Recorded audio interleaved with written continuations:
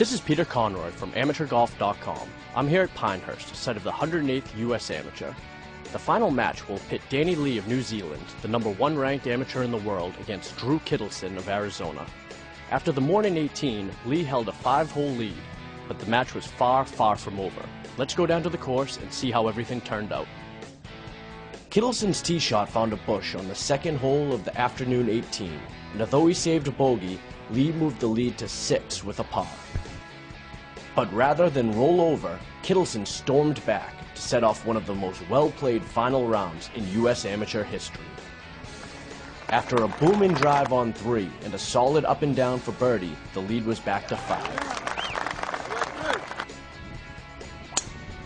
Lee made the mistake of hitting driver off the fairway on the next hole, a par 5, while Kittleson was on the green in 2, then 2-putted for birdie to cut the lead to 4 holes. Lee made only his second bogey in 21 holes on the par 3 6th, and Kittleson cut the lead to 3 with a par. An eagle on the following hole marked the high water mark for Kittleson. Chip on 7, yeah, first time all week I've hit it far enough right on that tee shot, and relatively pretty easy chip. I had a good lie and just up the hill there and perfect. Felt like Tiger Woods for a second. The Florida State rising junior kept the pressure on, knocking his approach shot on the green and sinking a long birdie putt.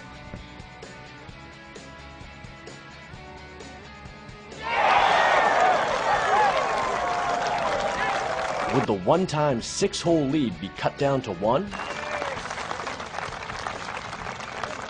It would not. The Kiwi slammed the door closed with a birdie of his own to have the hole, then knocked his tee shot on the 175-yard par 3 to within 2 feet, tapping in for birdie.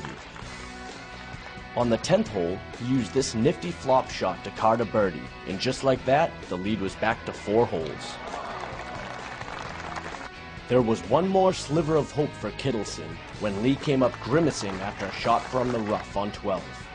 He had felt a twinge in his left shoulder on Friday and even had it x-rayed at the hospital that night. But Lee quickly recovered, planting his next shot to within 6 feet from 130 yards out, saving par. The 18-year-old put the match away 2 holes later by doing what he had been doing all tournament long, drilling his drive down the middle of the fairway, knocking his approach shot onto a difficult green, and birding one of the toughest holes on the course, taking home the victory. Yeah, it was a pretty easy putt, just little left to the right break, you know, uphill. Just aim at the left edge, hit it firm. I knew that was going to go in, and so... Lee didn't think that supplanting Tiger Woods as the youngest ever USAM champ was that big of a deal, but he was excited for the reward for that feat. If we do traditional pairings, you've got one with Tiger Woods next year at the first 2 rounds of the U.S. Open. Oh my God. Is that a big deal? Yeah, that's, that's a special thing, you know. Finally. There you go. Wow. Well done. I gotta beat him. To his credit, Kittleson realized that there wasn't much he could have done to change this match's outcome. It was kind of fun to watch. I mean, he was just making everything, and what are you going to do? Just poured it in.